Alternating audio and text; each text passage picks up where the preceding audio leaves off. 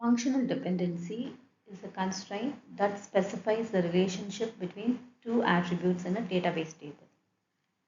It shows how values in one or more attributes determine the value in another. It helps to maintain the quality of data in DBMS. For example, in a database table that stores the information about the employees, the attribute employee name is functionally dependent on attribute employee ID, since each employee has a unique ID and a unique name. Here, functional dependency is represented in the form of like A, B, C, etc. If you have, it is being represented with an arrow, like X tends to Y. Here, this is how we'll use to represent it. Here, always we'll say the in an employee database, the employee ID determines the employee's name, address, and other personal information. Here you have X and Y. Here we will be saying where one set is the determinant that uniquely determines the value of other set, that is called a dependent. This is how the functional dependency is being explained. Now coming to other example, when you have a student ID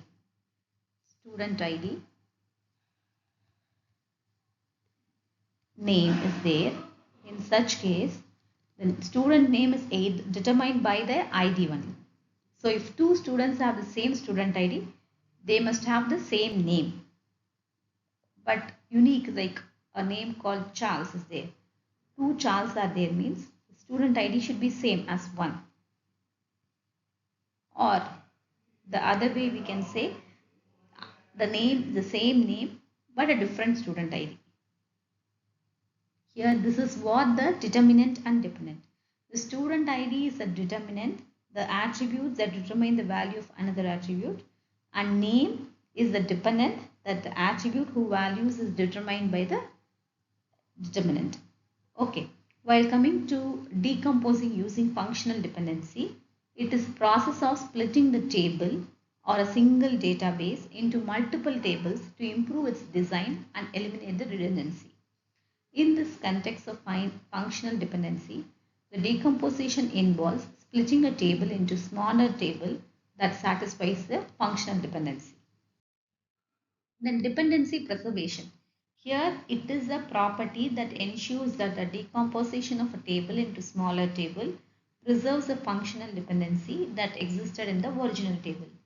In other words, we can say the dependency exists between the two attributes in the original table, and it should also exist in a smaller table after decomposition.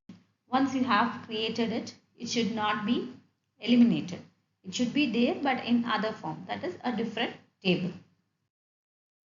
Suppose be an example, a database table called employee with the following attributes like employee ID, name, department, salary, address. Now, which it is how we can define a function dependency is employee ID is functionally dependent on name, department, salary, and department is functionally dependent on salary. So here another example I would like to notice, employee ID and employee name in one table, and another table we have an employee ID and employee address. Then there is a functional dependency between the employee ID and the name, and in the first table whichever I have mentioned, and between employee and employee address, that is in the second table. So if you are combining these two tables in one attribute, employee ID, name, employee address, the data redundancy will be eliminated. Similarly, this condition holds true here.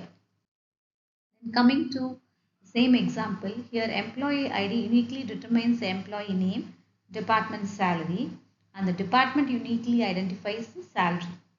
Now, however, this table is not good design because there is a redundant data.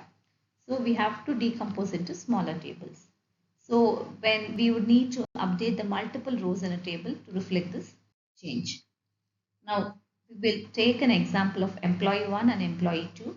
Here ID, name and department, which table which have been shown earlier is being split into, it has been decomposed into two tables, employee 1 and employee 2 with the following attribute name. Here, understanding the functional dependency, describes the relationship between the attributes or columns in a table. And in a relational table, a functional dependency is a constraint that specifies that the value of one or more attributes uniquely determines the value of another attribute.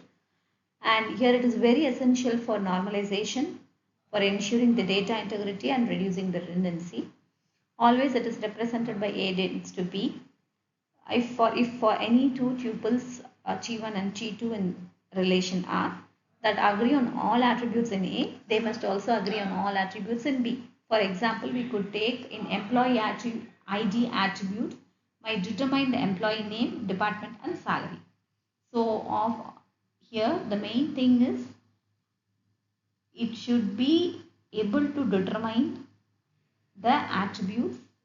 All the non-key attributes depend on the entire primary key and not just a part of it. Thank you. Suppose we have a relation called student with the attributes student ID, first name and last name. Here, if we know the students, student ID can uniquely determine the first name and last name. With student ID, we will be able to find out all the details. Thus, we can student ID is functionally dependent on first name and last name. Right? Similarly, the functional dependency, if you have an employee table, employee ID, first name, last name is there. With that ID, we will be able to find out the next upcoming thing. Coming to this trivial and non-trivial functional dependency. Here, this trivial dependency here x tends to x, that is A tends to A, because it simply means that value of an attribute A determines itself, like meaning about itself. It says about itself. That is what A tends to A.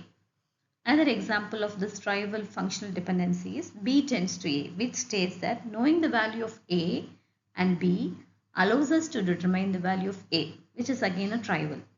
Okay, always this trivial FD always holds true and is not useful for data analysis or normalization, just for giving the insights. This non-trivial FD is being used. Here, it does not provide any new information.